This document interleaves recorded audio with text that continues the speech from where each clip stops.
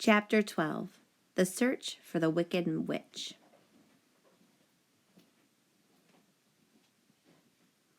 The soldier with the green whiskers led them through the streets of the Emerald City until they reached the room where the guardian of the gates lived.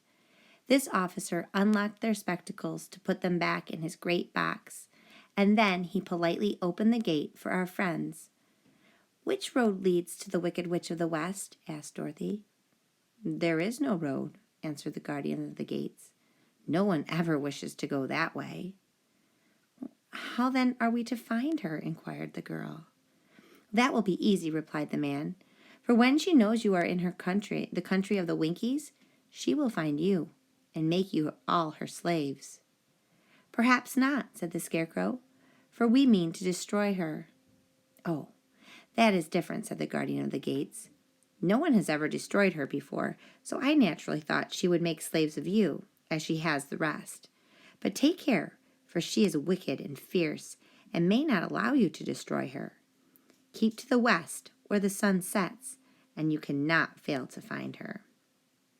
They thanked him and bade him goodbye and turned toward the west, walking over fields of soft grass, dotted here and there with daisies and buttercups.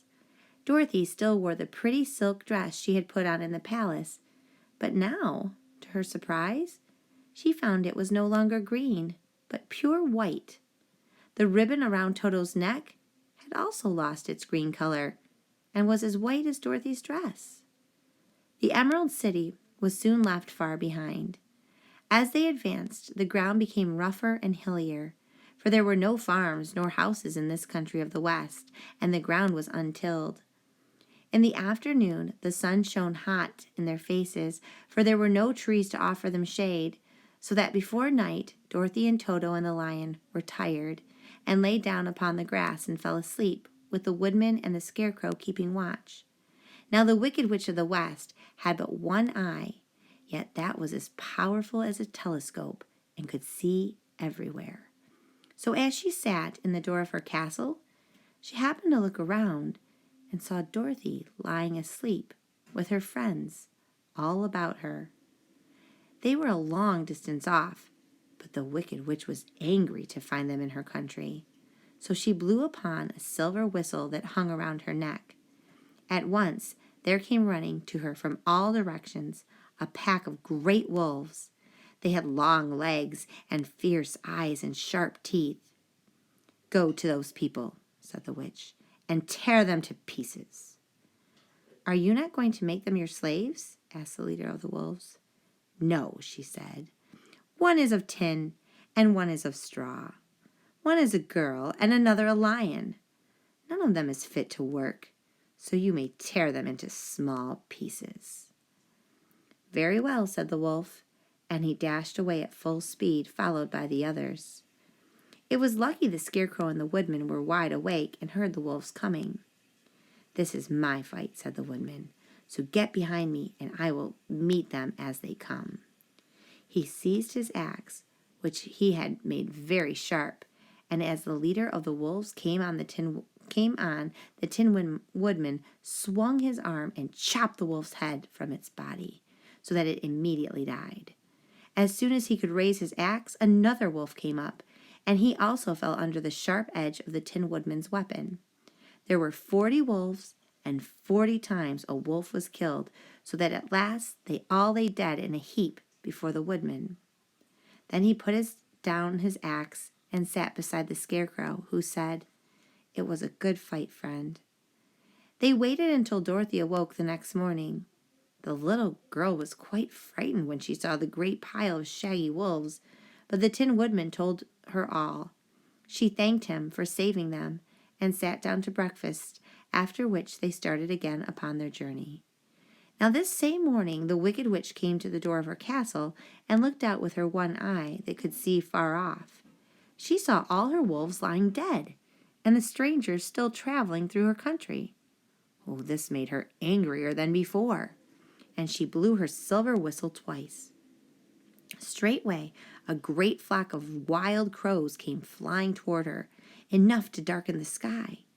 And the Wicked Witch said to the King Crow, "Fly at once. to the strangers, peck out their eyes, and tear them to pieces." The wild crows flew in one great flock toward Dorothy and her companions. When the little girl saw them coming, she was afraid. But the Scarecrow said, "This is my battle, so lie down beside me, and you will not be harmed." So they all lay upon the ground, except the Scarecrow, and he stood up and stretched out his arms. And when the crows saw him, they were frightened, as these birds always are by scarecrows, and did not dare to come any nearer. But the King Crow said, "It is only a stuffed man. I will peck his eyes out." The King Crow flew at the Scarecrow, who caught it by the head and twisted its neck until it died. And then another crow flew at him, and the Scarecrow twisted its neck also. There were 40 crows, and 40 times the Scarecrow twisted a neck, until at last all were lying dead beside him. Then he called to his companions to rise, and again they went upon their journey. When the Wicked Witch looked out again and saw all her crows lying in a heap, she got into a terrible rage and blew 3 times upon her silver whistle. Forthwith there was heard a great buzzing in the air, and a swarm of black bees came flying toward her. "Go to the strangers and sting them to death," commanded the witch. And the bees turned and flew rapidly until they came to where Dorothy and her friends were walking. But the woodman had seen them coming, and the Scarecrow had decided what to do. "Take out my straw and scatter it over the little girl and the dog and the lion," he said to the woodman, "and the bees cannot sting them." This the woodman did, and as Dorothy lay close beside the lion and held Toto in her arms, the straw covered them entirely. The bees came and found no one but the woodman to sting, so they flew at him and broke off all their stings against the tin, without hurting the woodman at all. And as bees cannot live without their stings, when their stings are broken, that was the end of the black bees, and they lay scattered thick about the woodman like little heaps of fine coal. Then Dorothy and the lion got up, and the girl helped the Tin Woodman put the straw back into the Scarecrow again, until he was as good as ever. So they started upon their journey once more. The Wicked Witch was so angry when she saw her black bees in little heaps like fine coal that she stamped her foot and tore her hair and gnashed her teeth. And then she called a dozen of her slaves, who were the Winkies, and gave them sharp spears, telling them to go to the strangers and destroy them. The Winkies were not brave people, but they had to do what they were told, so they marched away until they came near Dorothy. Then the lion gave a great roar and sprang toward them, and the poor Winkies were so frightened that they ran back as fast as they could. When they returned to the castle, the Wicked Witch beat them well with a strap and sent them back to their work, after which she sat down to think what she should do next. She could not understand how all her plans to destroy these strangers had failed. But she was a powerful witch, as well as she was a wicked one, and she soon made up her mind how to act. There was, in her cupboard, a golden cap, with a circle of diamonds and rubies running around it. This golden cap had a charm. Whoever owned it could call 3 times upon the winged monkeys, who would obey any order they were given. But no person could command these strange creatures more than 3 times. Twice already, the Wicked Witch had used the charm of the cap. Once was when she had made the Winkies her slave and set herself to rule over their country. The winged monkeys had helped her do this. The second time was when they had fought against the great Oz himself and driven him out of the land of the West. The winged monkeys had also helped her in doing this. Only once more could she use the golden cap, for which reason she did not like to do so until all of her other powers were exhausted. But now that the fierce wolves and her wild crows and her stinging bees were gone, and her slaves had been scared away by the cowardly lion, she saw there was only one way left to destroy Dorothy and her friends. So the Wicked Witch took the golden cap from her cupboard and placed it upon her head. Then she stood upon her left foot and said slowly, "Epi, peppy, cocky." Next, she stood upon her right foot and said, Hillo, holo, hello. After this, she stood upon both feet and cried in a loud voice, Zizzy, zuzzy, zick! Now the charm began to work. The sky was darkened and a low rumbling sound was heard in the air. There was a rushing of many wings, a great chattering and laughing, and the sun came out of the dry sky to show the wicked witch surrounded by a crowd of monkeys, each with a pair of immense and powerful wings on its shoulders. One, much bigger than the others, seemed to be their leader. He flew close to the witch and said, You have called us for the third and last time. What do you command? Go to the strangers who are within my land and destroy them all except the lion, said the wicked witch. Bring that beast to me, for I have a mind to harness him like a horse and make him work. Your commands shall be obeyed, said the leader. Then with a great deal of chattering and noise, the winged monkeys flew away to a place where Dorothy and her friends were walking. Some of the monkeys seized the Tin Woodman and carried him through the air until they were over a country thickly covered with sharp rocks. Here they dropped the poor woodman, who fell a great distance to the rocks, where he lay so battered and dented that he could neither move nor groan. Others of the monkeys caught the Scarecrow, and with their long fingers pulled all the straw out of his clothes and head. They made his hat and boots and clothes into a small bundle and threw it into the top branch of a tree. The remaining monkeys threw pieces of stout rope around the lion and wound many coils around his body and head and legs until he was ready to bite or scratch or something in any way.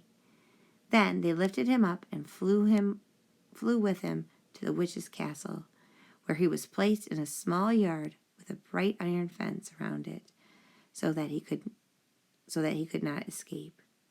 But Dorothy they did not harm at all. She stood with Toad in her arms, watching the sad fate of her comrades and thinking it would soon be her turn. The leader of the winged monkeys flew up to her, his long, hairy arms stretched out and his ugly face grinning terribly. But he saw the mark of the great witch's kiss upon her forehead and stepped short, motioning the others to not touch her. We dare not harm this little girl, he said to them, for she is protected by the power of good, and that is greater than the power of evil. All we can do is to carry her to the castle of the wicked witch and leave her there. So carefully and gently they lifted Dorothy in their arms and carried her swiftly through the air until they came to the castle, where they set her down upon the front doorstep. Then the leader said to the witch, We have obeyed you as far as we were able. The Tin Woodman and the Scarecrow are destroyed, and the lion is tied up in your yard. The little girl dare not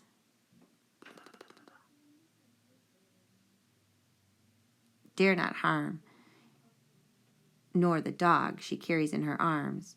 Your power over our band is now ended, and you will never see us again. Then all the winged monkeys, with much laughing and chattering and noise, flew into the air and were soon out of sight. The wicked witch was both surprised and worried when she saw the mark on Dorothy's forehead, for she knew well that neither the winged monkeys nor she herself dare hurt the girl in any way. She looked down at Dorothy's feet, and seeing the silver shoes began to tremble with fear, for she knew what a powerful charm belonged to them. At first, the witch was tempted to run away from Dorothy, but she happened to look into the child's eyes and saw how simple the soul behind them was, and that the little girl did not know of the wonderful power the shoes gave her. So the wicked witch laughed to herself and thought, I can still make her my slave, for she does not know how to use her power. Then she said to Dorothy harshly and severely, Come with me and see that you mind everything I tell you, for if you do not, I will make an end of you, as I did of the Tin Woodman and the Scarecrow. Dorothy followed her through many of the beautiful rooms in her castle until they came to the kitchen, where the witch bade her clean the pots and kettles and sweep the floor and keep the fire fed with wood. Dorothy went to work meekly, with her mind made up to work as hard as she could, for she was glad the wicked witch had decided not to kill her. Then with Dorothy hard at work, the witch thought she would go into the courtyard and harness the Cowardly Lion like a horse. It would amuse her, for she was sure to make him draw her chariot wherever she wished to go to drive. But as she opened the gate, the lion gave a loud roar and bounded at her so fiercely that the witch was afraid and ran out and shut the gate again. "If I cannot harness you," said the witch to the lion, speaking through the bars of the gate, "I can starve you. You shall have nothing to eat until you do as I wish." So after that she took her no food to the imprisoned lion, but every day she came to the gate at noon and asked, "Are you ready to be harnessed like a horse?" And the lion would answer, "No. If you come in this yard, I will bite you." The reason the lion did not have to do what the witch wished was that every night while the woman was asleep, Dorothy carried him food from the cupboard. After he had eaten, he would lie down on his bed of straw, and Dorothy would lie beside him and put her head on his soft, shaggy mane, while they talked of their troubles and tried to plan some way to escape. But they could find no way to get out of the castle, for it was constantly guarded by the yellow Winkies, who were the slaves of the wicked witch, and too afraid of her not to do as she told them. The girl had to work hard during the day, and often the witch threatened to beat her with the same old umbrella she always carries in her hand. But in truth, she did not dare to strike Dorothy because of the mark upon her forehead. The child did not know this and was full of fear for herself and Toto. Once the witch struck Toto a blow with her umbrella, and the brave little dog flew at her and bit her leg in return. The witch did not bleed where she was bitten, for she was so wicked that the blood in her had dried up many years before. Dorothy's life became sad as she grew to understand that it would be harder than ever to get back to Kansas and Aunt Em again. Sometimes she would cry bitterly for hours, with Toto sitting at her feet and looking into her face, whining dismally to show how sorry he was for his little mistress. Toto did not really care whether he was in Kansas or the Land of Oz, so long as Dorothy was with him. But he knew the little girl was unhappy, and that made him unhappy too. Now the wicked witch had a great longing to have for her own silver shoes, which the girl always wore. Her bees and her crows and her wolves were lying in heaps and drying up, and she had used up all the power of the golden cap. But if she could only get hold of the silver shoes, they would give her more power than all the other things she had lost. She watched Dorothy carefully to see if ever she took them off her shoes, thinking she might steal them.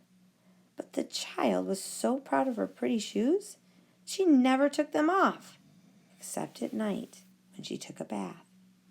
The witch was much too afraid of the dark to go in Dorothy's room at night to take the shoes, and her dread of water was greater than her fear of the dark, so she never came near when Dorothy was bathing. Indeed, the old witch never touched water, nor ever let water touch her in any way. But the wicked creature was very cunning, and she finally thought of a trick that would give her what she wanted. She placed a bar of iron in the middle of the kitchen floor, and then, by her magic arts, made the iron invisible to human eyes, so that when Dorothy walked across the floor, she stumbled over the bar, not being able to see it, and fell at full length. She was not much hurt, but in her fall, one of the silver shoes came off, and before she could reach it, the witch had snatched it away and put it on her own skinny foot. The wicked woman was greatly pleased with the success of her trick, for as long as she had one of the shoes, she owned half the power of their charm, and Dorothy could not use it against her, even had she known how to do so. The little girl, seeing she had lost one of her pretty shoes, grew angry and said to the witch, "Give me back my shoe." "I will not," retorted the witch, "for it is now my shoe and not yours." "Oh, you are a wicked creature," cried Dorothy. "You have no right to take my shoe from me." "I shall keep it just the same," said the witch, laughing at her. "And someday I shall get the other one from you, too." This made Dorothy so very angry that she picked up a bucket of water that stood near and dashed it over the witch, wetting her from head to foot. Instantly, the wicked woman gave a loud cry of fear, and then, as Dorothy looked at her in wonder, the witch began to shrink and fall away. "See what you have done," she screamed. "In a minute I shall melt away." "Oh, I'm very sorry indeed," said Dorothy, who was truly frightened to see the witch actually melting away like brown sugar before her very eyes. "Didn't you know water would be the end of me?" asked the witch in a wailing, despairing voice. "Of course not," answered Dorothy. "How should I?" "Well, in a few minutes I shall be all melted, and you will have the castle to yourself. I have been wicked in my days, and I never thought a little girl like you would ever be able to melt me. Oh, and my wicked deeds. Look out! Here I go." With these words, the witch fell down in a brown, melted, shapeless mass and began to spread over the clean boards of the kitchen floor. Seeing that she had really melted away to nothing, Dorothy drew another bucket of water and threw it over the mess. She then swept it all out the door. After picking up her silver shoe, which was now all that was left of the old woman, she cleaned and dried it with a cloth and put it on her foot again. Then, being at last free to do what she chose, she ran out to the courtyard to tell the lion that the wicked of the witch had come to an end, and that they were no longer prisoners in a strange land.